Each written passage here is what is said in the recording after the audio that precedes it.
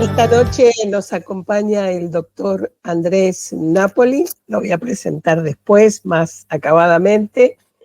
Vamos a hablar de varios temas de interés, uno nuevito de hoy, respecto a Kumar y la decisión de la Corte Suprema.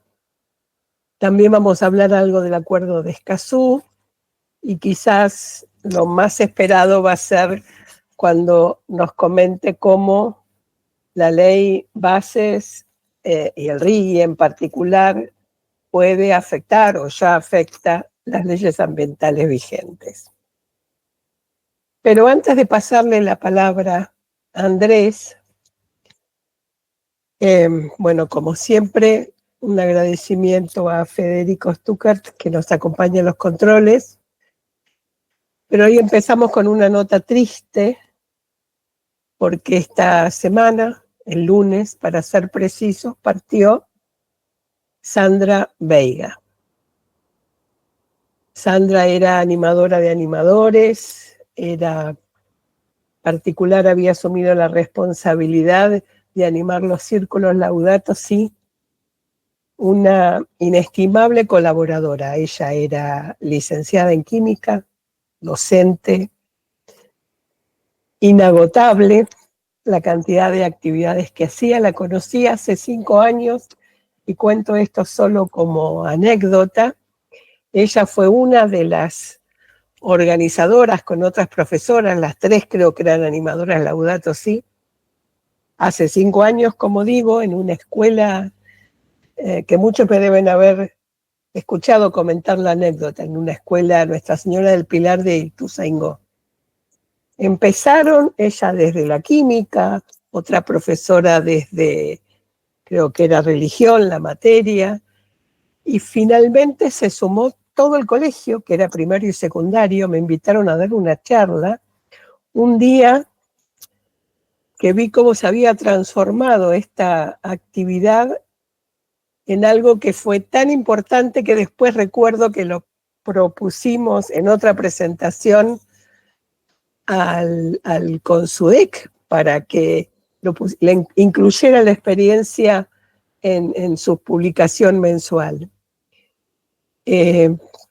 La verdad, fue quizás uno de los ejemplos más acabados de hacer con la encíclica Laudato Si lo que se debe hacer, que es incluir la temática ambiental de modo transversal en todos los temas.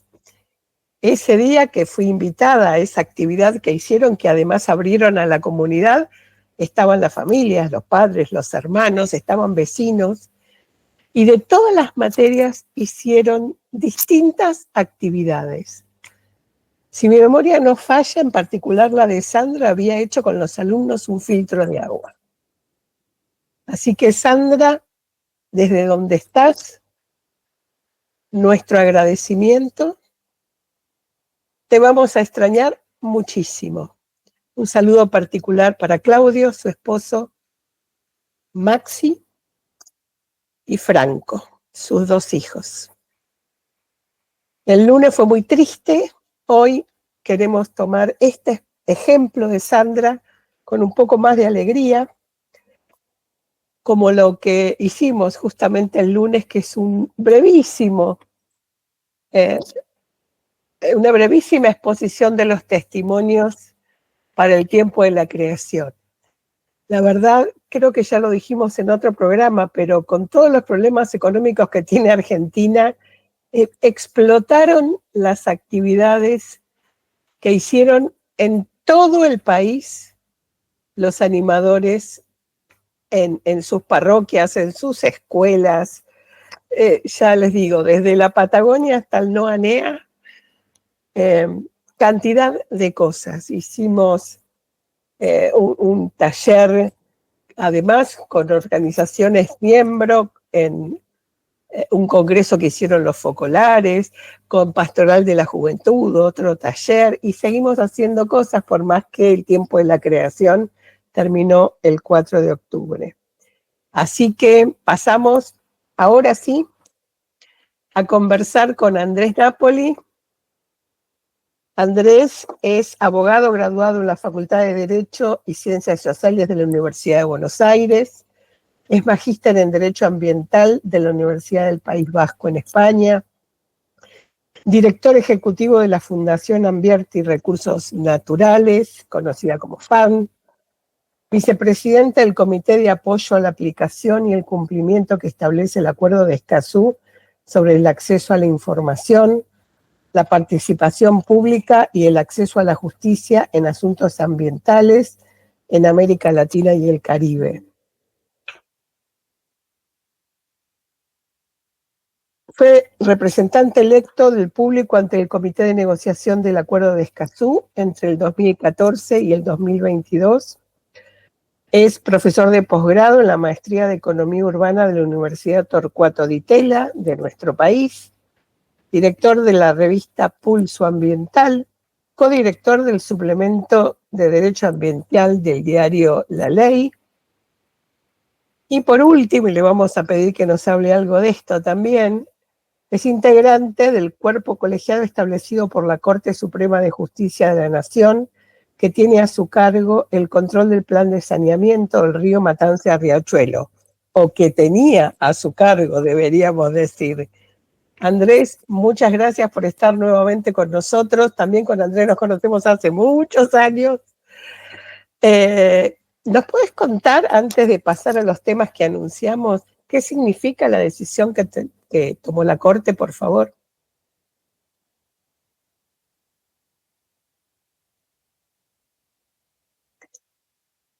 Estás muteado, Andrés.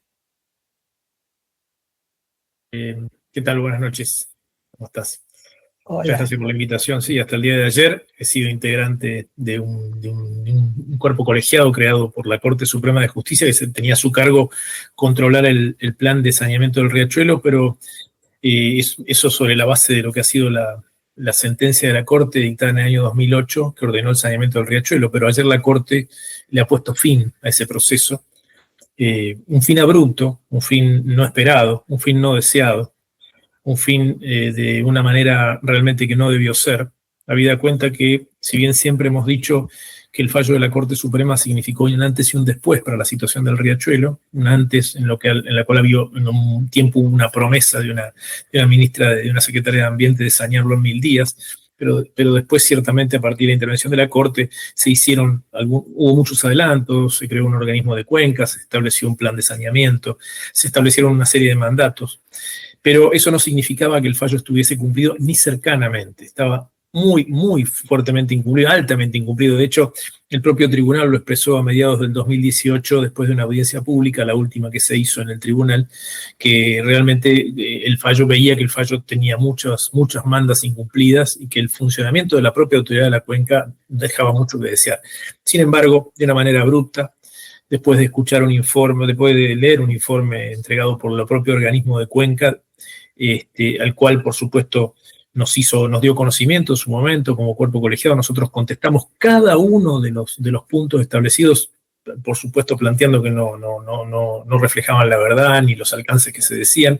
Sin embargo, haciendo caso a ese informe de la cuenca, que muchas otras veces había denostado, decidió cerrar el fallo, poner punto final. Esto significa que a partir de que el fallo quede firme, ya no habrá más un contralor por parte de la justicia para llevar adelante el fallo. Eso va a significar en los hechos, para hablar claramente, un debilitamiento muy fuerte de lo que es la autoridad de la cuenca, que le costaba muchísimo poner el tema en la agenda en los distintos gobiernos. Lo hacía porque la Corte lo sostenía porque el fallo estaba altamente incumplido, y a partir de acá se las tendrá que rebuscar por sí misma, y todas las demandas que se planteen por el saneamiento del Riachuelo van a tener que tramitar en los distintos juzgados de la cuenca, lo que significa volver a foja cero.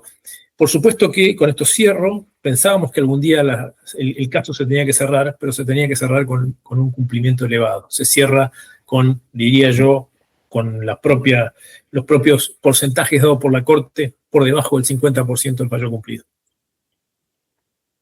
La verdad que da para hablar un programa completo sobre esto. Para la gente que no lo sabe o que está en otros lugares del país, la cuenca del Riachuelo tiene 3 jurisdicciones: la ciudad de Buenos Aires, la provincia de Buenos Aires y Nación. Y recuerdo la esperanza que poníamos en que funcionara gracias a la causa Mendoza, que era la original, si mi memoria no falla. Creo, igual que vos, que esto va a retrasar todo, sobre todo a la luz de lo que pasa en cada una de las 3 jurisdicciones mencionadas. Triste esto, y bueno, antes de pasar a las preguntas que tenemos preparadas para Andrés, quiero leer un mensaje de María Antonieta Teodosio. Recuerden que pueden escribirnos preguntas, mensajes, comentarios al WhatsApp de Radio María. El número es 351-817-1593. Ahora sí voy al mensaje de María Antonieta, que se presenta como Pastoral Social Ambiental de La Plata, y como integrante de esa pastoral vienen a invitar a una misa justamente que va a tener lugar el sábado 26 en el Seminario Mayor, calle 24, entre 65 y 66, celebrada al aire libre, por el padre Lucio Florio, en memoria de nuestra querida coordinadora de la región pampeana, Sandra Veiga.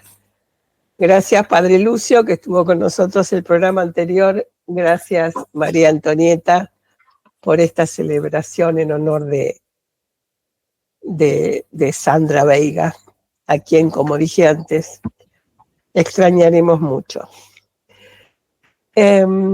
¿Estás, Federico? Antes de pasar a preguntarle a Andrés, y para que no nos cuente todo lo que es el acuerdo de Escazú, por más que ya hicimos más de un programa sobre este tema, había un videíto, ¿lo podés pasar? Que es una síntesis del acuerdo de Escazú, que aunque no está actualizado, nos da un panorama bastante completo. En América Latina y el Caribe contamos con una riqueza natural cada vez más amenazada. El 22% de los bosques en el mundo están en esta región, pero entre 1990 y 2015, casi 1 millón de kilómetros cuadrados de selva fue extinguido. Esto es como perder 142,000 canchas de fútbol. Más del 68% del suelo en Sudamérica sufre erosión por la deforestación y la ganadería excesiva. Somos una de las regiones más biodiversas del planeta, pero actualmente más del 23% de nuestras especies están en riesgo de extinción. El 70% del agua que usamos en las ciudades, en la industria y en la agricultura regresa a nuestros ríos sin tratamiento alguno, exponiendo a 25 millones de personas a enfermedades y poniendo en riesgo sus vidas y su salud. Las personas y comunidades que denuncian esta devastación se enfrentan a asesinatos y ataques. En 2017, 116 personas defensoras del medio ambiente fueron asesinadas en las Américas. El panorama parece desolador, pero podemos cambiarlo. El 4 de marzo de 2018, después de 6 años de arduas discusiones, 24 países de América Latina y el Caribe, en diálogo con representantes de la sociedad civil, lograron una propuesta que, de hacerse realidad, garantizaría el derecho de todas las personas a vivir en un medio ambiente sano. Esa propuesta se llama Acuerdo de Escazú. Esta propuesta, como ninguna antes, dice que las decisiones sobre cuestiones que afectan al medio ambiente deben tomarse de la mano con las y los ciudadanos. Tu voz debe ser escuchada cuando se toman decisiones sobre el medio ambiente. Para lograr esto, el acuerdo dice que cualquier persona podrá solicitarle a su gobierno información sobre el medio ambiente en general, el estado de la contaminación del agua en el país, por ejemplo, o el impacto sobre el medio ambiente de un proyecto en particular, una mina, por ejemplo. Las autoridades tendrán un plazo de 30 días para responder de una forma que se entienda. El Estado también tendrá que contar con un sistema donde cualquier persona pueda consultar fácilmente información actualizada relativa al medio ambiente. Que las personas podrán participar en la toma de decisiones que impacten el medio ambiente. Las autoridades estarán obligadas a consultar y a tomar en cuenta las opiniones de las personas afectadas. La consulta deberá considerar la cultura y el idioma de las personas. Los pueblos indígenas no solo deberán ser consultados, sino que se buscará su consentimiento tal y como lo prevé el derecho internacional. que las personas podrán recurrir a los tribunales o a mecanismos alternativos de resolución de disputas si su derecho a solicitar información o a participar no es respetado. También podrán recibir reparaciones en caso de haber sido víctimas si se causaron daños al medio ambiente. Que las personas, grupos y organizaciones que defienden el medio ambiente podrán hacerlo de forma segura. El acuerdo fortalece la obligación de los estados a reconocer, respetar y proteger todos los derechos de las personas y colectivos que defienden el medio ambiente y, de manera muy importante, a investigar y sancionar los ataques en su contra. Para que el acuerdo de Escazú se implemente de forma efectiva, los países tendrán que capacitar a sus autoridades y funcionarios, sensibilizar a sus poblaciones a través de campañas informativas o programas educativos en las escuelas y fortalecer los registros y sistemas de información ambiental. Para lograr esto, el acuerdo invita a que los países cooperen entre ellos a través de talleres, encuentros y también en alianzas con estados de otras regiones. El desafío que enfrenta nuestro medio ambiente es enorme, pero este año tenemos una razón para estar optimistas. Desde el 27 de septiembre, nuestros gobiernos podrán firmar uno de los tratados de derechos humanos y del medio ambiente más importante de los últimos 20 años. Para que el tratado se haga realidad, al menos 11 países de la región deberán firmarlo durante los próximos 2 años y ratificarlo. Pero el momento crucial empieza ahora, en septiembre. Si no alcanzamos esta cifra, perderemos la oportunidad de alzar la voz por los derechos humanos y el medio ambiente. Haz historia. Exige a los gobiernos que firmen el Acuerdo de Escazú. Firma por el ambiente.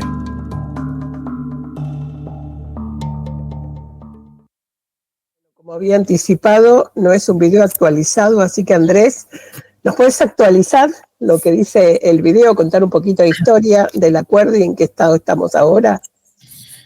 Bien, el video nos describía, digamos, una situación bastante específica vinculada a cómo venía evolucionando previo a que se conformara la cantidad de países necesarios para ratificar el acuerdo.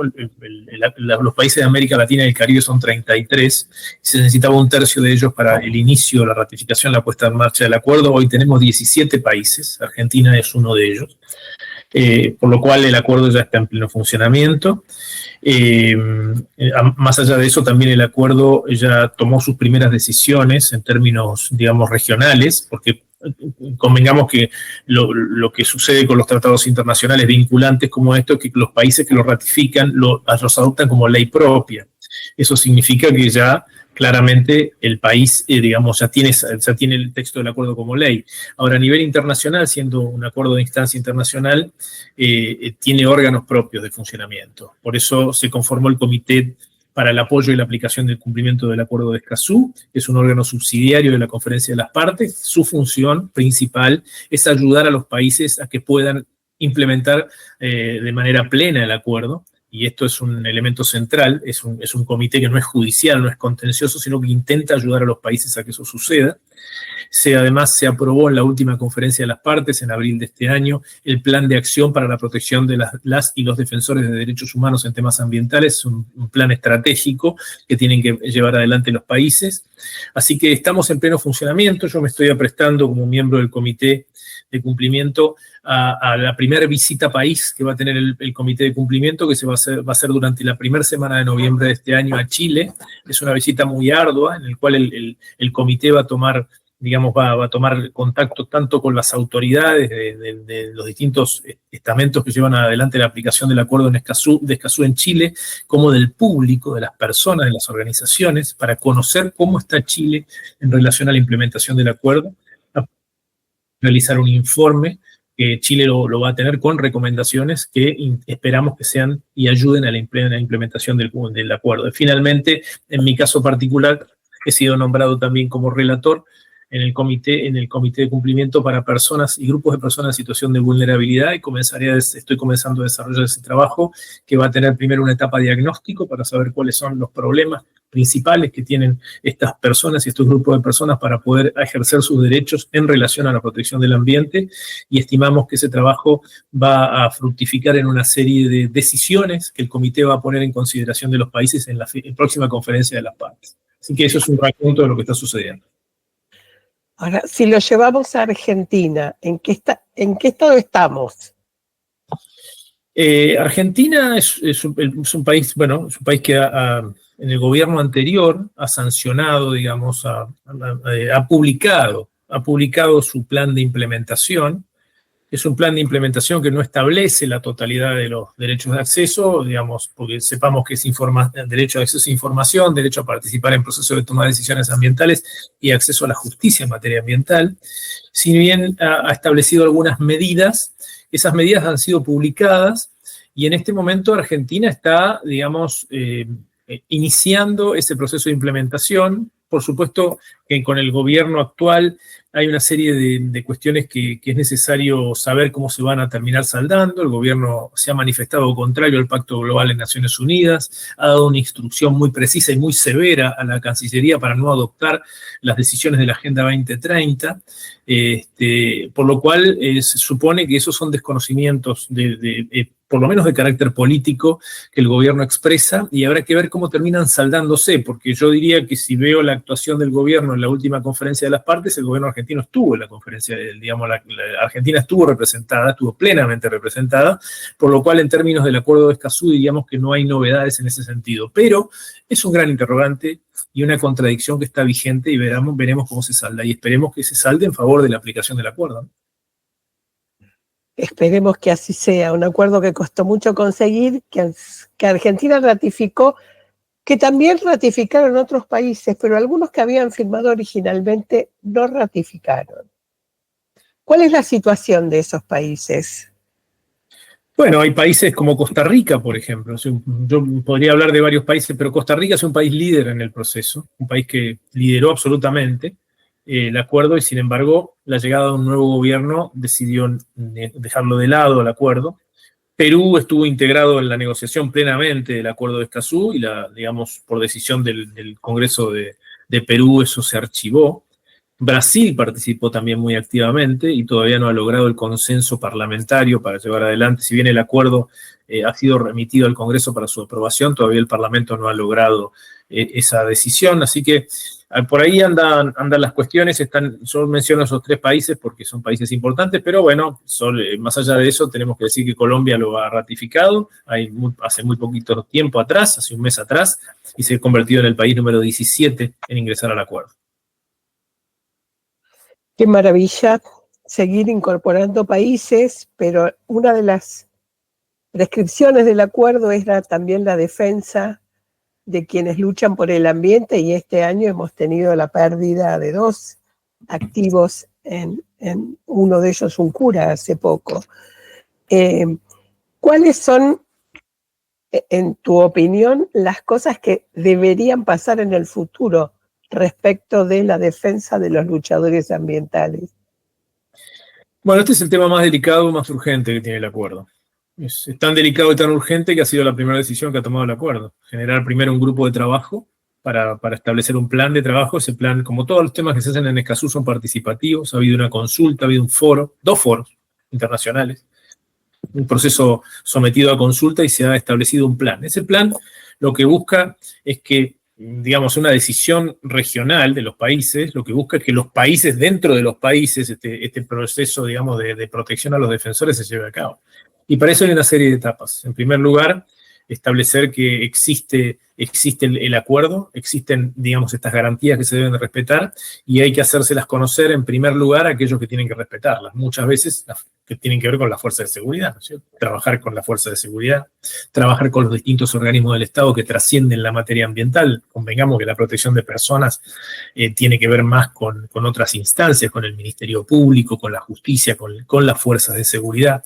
Entonces hay que hacer todo un proceso en ese sentido y establecer, por supuesto, marcos normativos que permitan cumplir con el artículo 9 del Acuerdo de Escazú, que nos habla de generarle a las personas defensoras, que cualquiera de nosotros puede serlo, y puede serlo en un momento y después no. Es decir, no decimos aquel es el defensor, sino que son aquellas personas que están en un proceso, en un determinado momento, en defensa del ambiente, y muchas veces esos procesos pasan a ser riesgosos, esas personas pasan a tener riesgo, estar bajo riesgo.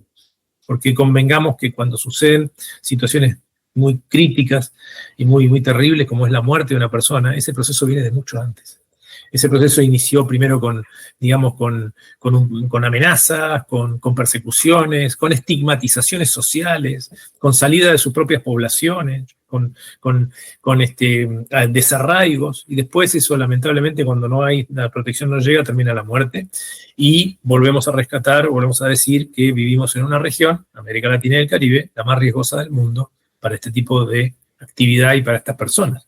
Así que hay que empezar a tomar medidas, el acuerdo va a empujar mucho para que eso suceda, y ese es el compromiso que se ha tomado. Antes de contestar la pregunta con la que te dejo, que es para vos, ¿cuáles son los principales desafíos que tenemos por delante para lograr una plena implementación del Acuerdo de Escazú, en particular en Argentina, pero en general en el resto de los países? Un comentario de María Antonieta, que cuando anunciamos antes la misa no dijimos que era a las 18 horas, así que lo digo ahora. Y para alguien que nos pidió que volviéramos a repetir tu nombre, estamos hablando con el doctor Andrés Napoli. Ahora sí, el micrófono es tuyo para que nos contestes la pregunta, Andrés. Los desafíos que tenemos por delante no escapan a los desafíos generales, digamos, que tienen los temas que tratamos nosotros. La protección del ambiente es un desafío, digamos, que va escalando la agenda pública internacional. Si no, no se explica Laudato Si, si no tuviese esa relevancia internacional. Lo que pasa es que estos temas muchas veces suben y bajan dentro de las agendas, pretenden ser escondidos, pero lo que pasa o lo que sucede es que los procesos, digamos, de la naturaleza no se detienen. Nosotros podemos tener un proceso crítico como la pandemia, pero el cambio climático y sus consecuencias siguen avanzando. Podemos tener un gobierno que desoiga la agenda internacional y que niegue el cambio climático y que se salga de los acuerdos internacionales, pero el cambio climático sigue avanzando. Los incendios siguen produciéndose, las inundaciones, las enfermedades producidas por vectores, las consecuencias y lamentablemente también la muerte de las personas. Entonces, todos estos procesos siguen avanzando. Entonces, los desafíos que hay, yo creo que tenemos que llevar adelante es, en primer lugar, tener claridad sobre el camino a seguir. Y la claridad sobre el camino a seguir necesariamente viene de la mano de un compromiso. Ese compromiso es que las cosas que hacemos no fructifican en el corto plazo. Y por más que florezcan y fructifiquen en el corto plazo, después puede venir una ola que te tape. Hablábamos del caso Matanza-Riachuelo. Festejamos muchísimo en el 2008 la sentencia y hoy estamos llorando su muerte. Pero esto no significa que el caso murió. El caso va a tener muchas otras instancias y muchas otras alternativas. Lo importante es tener gente que tenga compromiso y que sepa sostenerlo ese compromiso y que tenga convicción y que además pueda atraer cada vez más a este lugar. Como ustedes hacen en la iglesia, cuidan a quienes están con ustedes, también hacer que cada vez más personas puedan llegar a esos procesos y puedan hacerse, digamos, parte de este compromiso internacional que es proteger la casa común, que nos hermana con todos. En definitiva, los procesos, digamos, ecológicos y las situaciones críticas nos van a afectar a todos por igual. Así que es el compromiso. Gracias. Además del Acuerdo de Escazú, del que ya nos estuviste hablando, nuestro país ya contaba con leyes ambientales, algunas a mi criterio muy importantes. ¿Cuáles son para vos las principales leyes ambientales que ya teníamos? Bien, Argentina, digamos, el Acuerdo de Escazú no viene a sustituir normas, las viene a reforzar, las viene a ampliar y viene a dar un espacio más interesante, desde la perspectiva internacional. Por eso Argentina es un país que tiene leyes. El gran problema que tiene la Argentina, al igual que otros países que tienen leyes, es el problema del cumplimiento de la ley. Ahí tenemos un desafío importante. Tenemos leyes, la pregunta es si se cumplen o no se cumplen. Por ejemplo, menciono la ley 25.675, Ley General del Ambiente, que tiene específicamente mandatos vinculados a información, a participación y acceso a la justicia, muy específicos. Menciono también la 25.831, que es la Ley de Acceso a la Información Pública, que ahora también ambiental, ¿no es cierto? Y que tiene una ley que, digamos, ha sido restringida en estos últimos tiempos por el gobierno actual. Entonces los desafíos son importantes. Tenemos leyes, pero también tenemos restricciones. Tenemos leyes que no se cumplen y tenemos restricciones o amenazas a quitar la transparencia. Si de vuelta otra vez a a la situación que hablábamos antes, a la contradicción. Un gobierno que reclama transparencia, un gobierno que reclama auditorías, un gobierno que reclama que los demás rindan cuentas. Cuando tiene que rendir cuentas, lo que hace es restringe el acceso a la información pública a través de leyes o a través de decretos, y esas cuestiones van a traerle problemas al país, porque son compromisos internacionales que también el país asume. Así que estamos en un mundo de la incertidumbre. Lo importante en este mundo de la incertidumbre, además de las que ya tenemos, que nos produce la tecnología y todos los días y estos desafíos que tenemos otras incertidumbres, y hay que tratar de sostenerse siempre dentro de las convicciones. Ahora, atrás de esto que venimos hablando, el 8 de julio se publicó en el Boletín Oficial la que se conoce como la Ley de Bases y Puntos de Partida para la Libertad de los Argentinos, que declara la emergencia en materia administrativa, económica, financiera y energética por el plazo de un año, pero además incorpora lo que conocemos como RIGI, el régimen de incentivos para grandes inversiones. Bueno, de hecho, tanto FAN como nosotros y un montón de otras organizaciones firmamos en su momento un pedido dirigido a senadores y diputados, si mi memoria no falla, por esto que sentíamos que afectaban negativamente muchas de las leyes que, aunque no las cumpliéramos, estaban para ser cumplidas. ¿Cómo interpretas vos esto? ¿Cómo afecta el RIGI y la ley a todas las leyes que teníamos? Permitime de lo general a lo particular. La ley bases es el gran paraguas. Ese gran paraguas da una serie de mandatos y digamos, quita una serie de trámites de carácter parlamentario que el gobierno, digamos, que el Poder Ejecutivo tiene que cumplir, por ejemplo, para remover temas que creen que son inconvenientes. Hoy en día el timón está puesto en la lucha por el déficit cero, y sobre esa base, una de las primeras cosas que se ha hecho es la derogación de lo que se llaman los fondos fiduciarios, a los que se denomina como fondos del curro, fondos del robo. Sin embargo, quiero recordar que uno de esos fondos es el Fondo para la Protección de Bosques Nativos, y otro es el Fondo para el Manejo del Fuego. Ahora, recientemente acaba de derogarse el Fondo para la Protección de los Bosques Nativos. Eso significa que ya esos fondos fiduciarios, que vuelvo a decir, el fiduciario significa que si yo recaudo un dinero, lo destino a un solo fin, y ese solo fin no puede ser destinado a ninguna otra cosa. Si se remueve la cuestión del fondo fiduciario, ese dinero es absorbido por la Administración General de Ingresos, y eso queda en lo que se llama en la Bolsa General del Estado, que generalmente estará destinado posiblemente a pagar la deuda.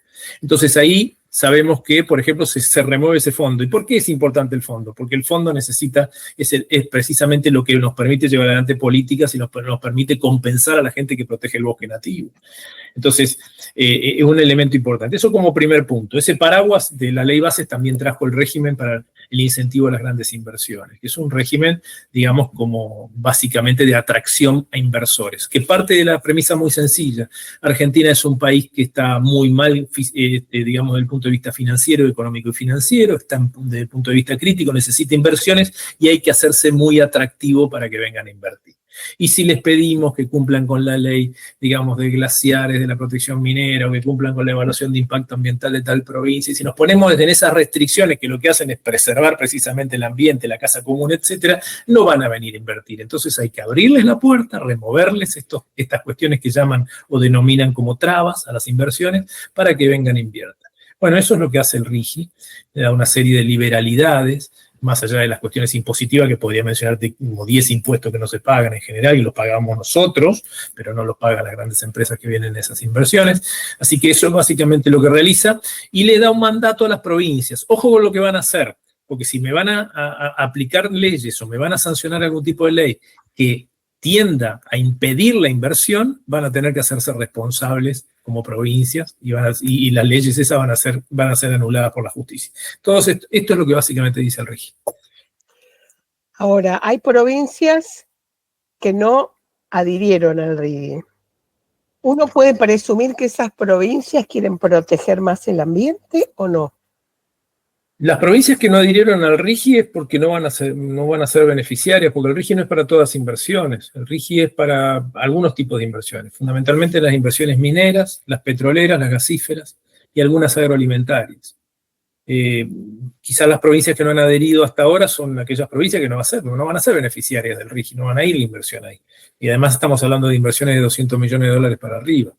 Entonces, sí ha habido provincias que han intentado o han reglamentado el ingreso al RIGI y han intentado remover otra serie de normativas, por ejemplo, normativas mineras o normativas que impedían la realización de un determinado tipo de minería en sus provincias, es decir, hacen el combo, digamos, aprueban una cosa y tratan de avanzar por la otra, pero son procesos, complejos en las provincias, están generando bastantes protestas, están generando muchos reclamos judiciales, no sé cómo va a terminar. Esa era mi pregunta, porque teóricamente queremos promover inversiones, pero es posible, no sé, me viene ahora un informe Stern que para el 3er año de aniversario de la encíclica estuvo en el Vaticano comentando que había actualizado su informe anterior, un economista, creo que era de Oxford, donde comentaba que ya era mucho más caro destruir el ambiente que los beneficios económicos que puede dar después. Y se suma otro evento, creo que justamente tenía que ver con los ODS, de lo que hablabas antes, donde decía que la inversión en salud rinde muchísimo más y que la contaminación mata más gente que la pandemia. De hecho, lo explicó la Organización Mundial de la Salud. O sea, en el mundo ya hay cada vez más conciencia de que descuidar el ambiente termina afectando la economía. No sé, hay cálculos hechos de que incluso los países desarrollados que invierten en adaptación y en mitigación van a perder no sé qué porcentaje del PBI según las distintas estimaciones que hace el panel intergubernamental de cambio climático. ¿Por qué nosotros, yo tengo una percepción como que nos estamos convirtiendo en un país de extractivismos, negocios para grandes empresas, pero históricamente, si hablamos de megaminería, las provincias mineras no son las más ricas, las que más desarrollo han generado. Si después de la megaminería nos iban a salvar los transgénicos en la agroindustria. La realidad es que estamos con más del 50% de pobreza, o sea, ya vimos que eso no salva a nadie. Entonces, ¿cómo es que tantos gobernadores de provincia aprobaron esta ley y un régimen que básicamente, si entendí bien tu explicación, desprotege, aunque después podrá ser judicializable, desprotege al ambiente en beneficio de la economía? ¿Esto es así? Pero creo que la respuesta la acabas de dar. Es decir, es desprotección en beneficio de la economía, es desprotección no solamente ambiental, es desprotección en un montón de aspectos, es desprotección en la salud, en la seguridad, es desprotección también en la percepción impositiva, porque habíamos hablado de por qué había provincias que adherían al RIGI y otras que no. Bueno, adhieren al RIGI las que van a ser recipendarias de la inversión, van a recibir la inversión. Las demás provincias, aunque no adhieran al RIGI, están contribuyendo. ¿Por qué contribuyen?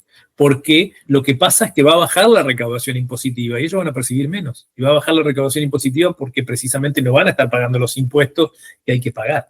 Entonces, está claro que la apuesta es a la economía, el 100% de la Argentina, o el 90% de la Argentina apuesta a la economía, es el horizonte, es el tótem que tenemos por delante, y muchas de las cuestiones que vos planteabas, de los impactos y los costos que se puede generar por no cuidar o no preservar el ambiente o no aplicar las normas que tenemos, no están monetarizados en nuestras cuentas. O escuchaste en algún momento algún balance que esté presentando el gobierno de impacto ambiental. El gobierno lo que dice es que no cree en el cambio climático, no cree en los pactos internacionales que apoyan el cambio climático, no cree en la agenda de los ODS que los países conducen para establecer, mejores objetivos para el cumplimiento, de la dignidad humana y la preservación de nuestra casa común.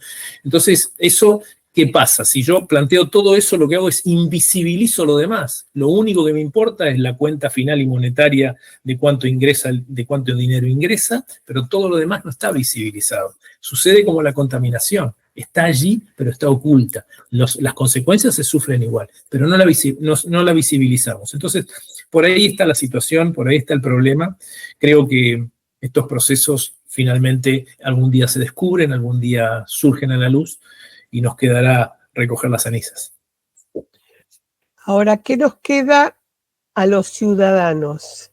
¿Qué es lo que, en tu opinión legal, de experto en la materia, nos podés recomendar como se dice comúnmente, al ciudadano de a pie?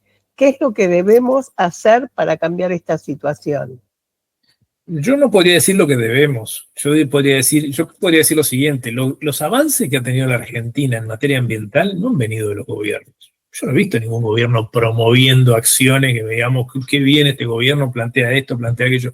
Las acciones han venido de los ciudadanos, han venido de las personas, de los grupos de personas, de las organizaciones, de distintos lugares, de distintas iniciativas. Todas las cuestiones han venido de ahí. Veamos las principales leyes de la Argentina. La ley de bosques, ¿de dónde vino? De una movilización que se hizo en el año 2008 por digamos, los bosques arrasados. La ley de glaciares le pasó exactamente lo mismo. Toda la ley de cambio climático fue una ley promovida por los movimientos jóvenes. El acuerdo de Escazú fue promovido precisamente fundamentalmente por las organizaciones. Es decir, yo creo mucho en la fuerza de las personas, en la fuerza de los grupos de personas y en la fuerza de las personas que se transforman después en acciones. Finalmente, uno debería decir que la mejor de las decisiones sería unir la fuerza de las personas con la fuerza del Estado. Bueno, eso puede suceder en un determinado momento. Cuando suceden cosas buenas, pero también cuando esas cosas se dividen, a veces suceden retrocesos como en este momento. Entonces, yo creo que la ola está por encima, lo importante es que no se nos caiga en la cabeza, sino saberla atravesar, saberla surfear, llevar y esperar a una ola que nos conduzca a una playa segura. Hay, como dijimos, muchas leyes vigentes y vos hablabas de los fondos fiduciarios y esta semana leí un artículo que le preguntaban a un funcionario público y decía que, bueno, que está bien, los fondos fiduciarios para la ley de bosque no están, pero que los recursos se asignaron a las provincias.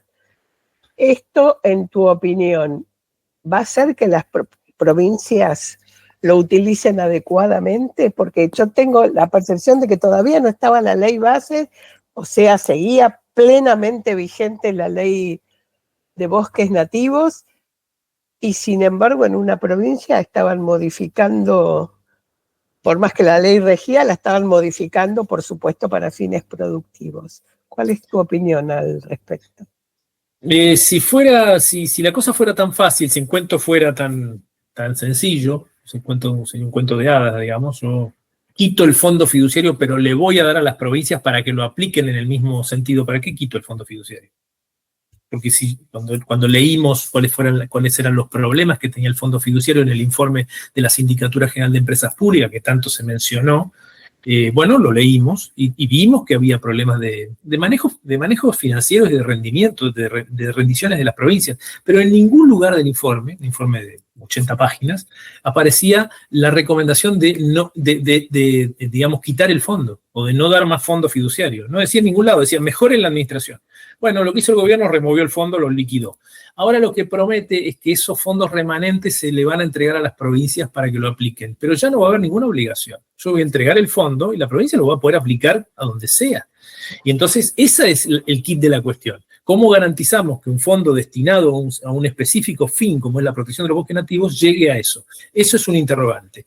Y además quiero decir que al removerse el fondo fiduciario, queda solamente el fondo de la ley de bosques. Y ese fondo de la ley de bosques establece un 0.03% del presupuesto anual, que hay que integrarlo. Sin embargo, desde gobiernos anteriores, tanto el gobierno de Cristina Kirchner como el de Mauricio Macri, como el de Alberto Fernández, nunca integraron más del 20% de ese fondo.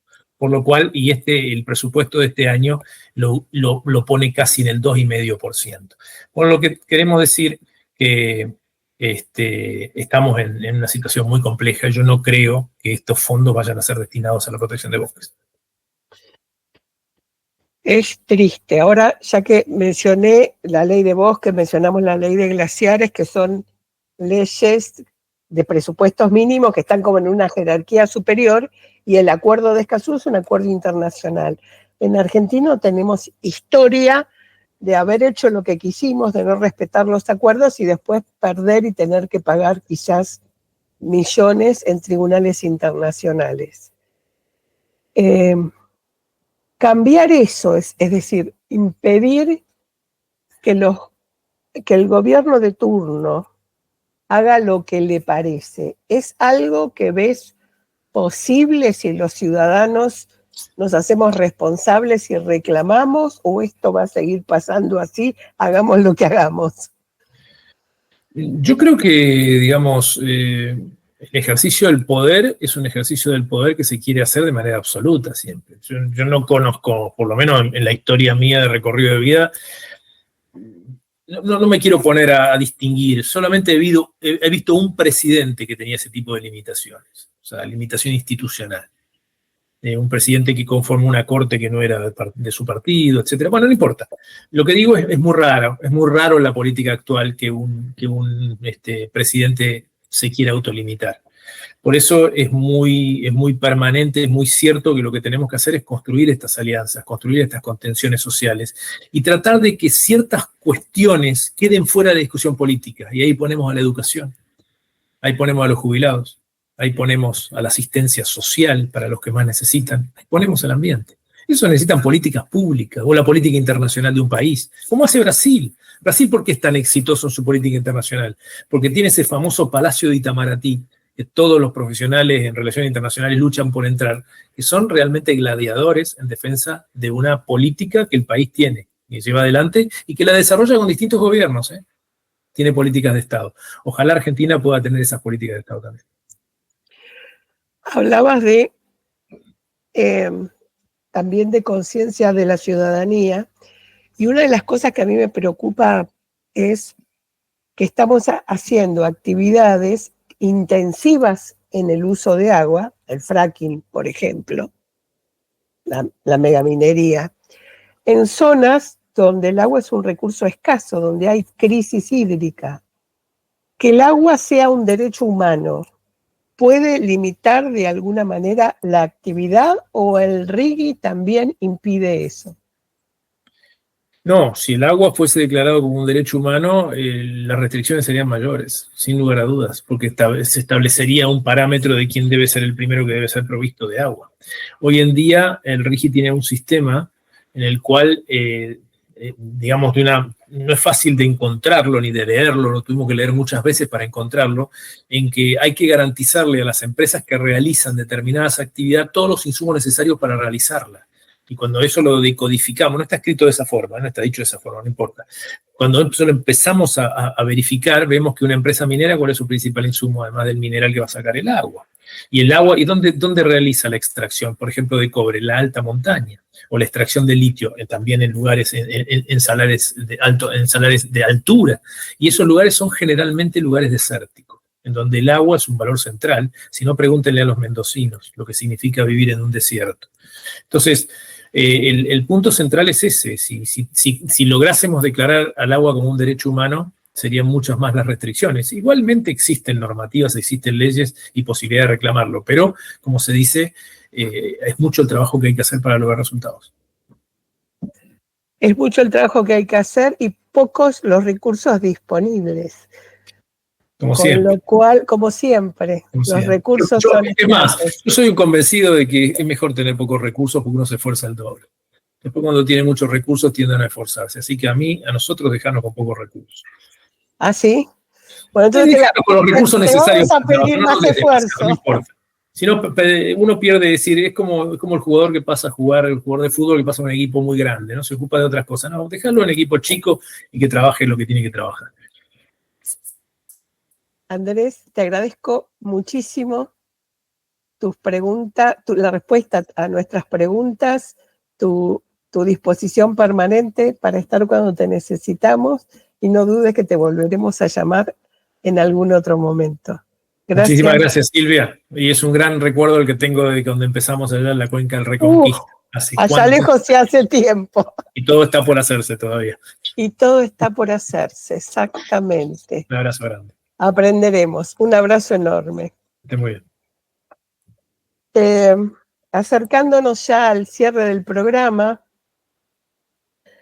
Recuerdan que el miércoles pasado estuvieron con nosotros justamente el padre Flori y Lorena Oviedo hablándonos, entre otras cosas, del próximo 12º Congreso de Ciencia y Religión que se va a realizar en septiembre del año que viene en Roma, y como camino hacia ese congreso hacemos los seminarios de Ciencia y Religión. Les recordamos que el congreso se va a llamar Los lenguajes de la creación, la hermenéutica científica, filosófica y teológica del libro de la naturaleza como camino de esperanza, utilizando el lema del jubileo, que también es el año que viene. Como les decía, camino a ese congreso, mañana justamente tendremos un seminario a las 12 horas de Argentina, dado por el doctor Rafael Pascual, que expondrá sobre la metáfora de los dos libros a lo largo de la historia. El advenimiento de la modernidad estableció un paradigma científico que cuestionaba la perspectiva de la fe cristiana sobre el mundo y la naturaleza. El modelo de ese conflicto cristalizó en la metáfora de los dos libros, la Biblia y el libro de la ciencia. Postulado, entonces, irreconciliable. ¿Está todavía vigente ese postulado? ¿Es un modelo sostenible? ¿Cómo está ese vínculo en la actualidad? Bueno, búsquennos en nuestras redes. Recuerden, @vive Laudato Si Argentina. Ahí siempre el equipo de comunicaciones publica los flyers de todos los congresos. Y tenemos otra actividad más organizada por el equipo diocesano de animadores de la diócesis de San Isidro, que es un cine debate después de ver la película La Carta. Como recordarán, ya hemos hablado de esta película, una coproducción entre el Movimiento Laudato Si, el Dicasterio para la Promoción del Desarrollo Humano Integral y la productora cuyo director ganó un Oscar por la película Mi Maestro el Pulpo. Interesantísima película, los invito a verlo el viernes en el Centro Misional San Gerardo Mayela de la calle Formosa 2475 de Bécar, provincia de Buenos Aires. Nos acercamos al final del programa. Como siempre, nuestro profundo agradecimiento a Federico Stucker en los controles, a Radio María por seguir confiando en nosotros para este siglo que este año se llama La Creación, Don y Misión. No dejen de seguirnos en las redes.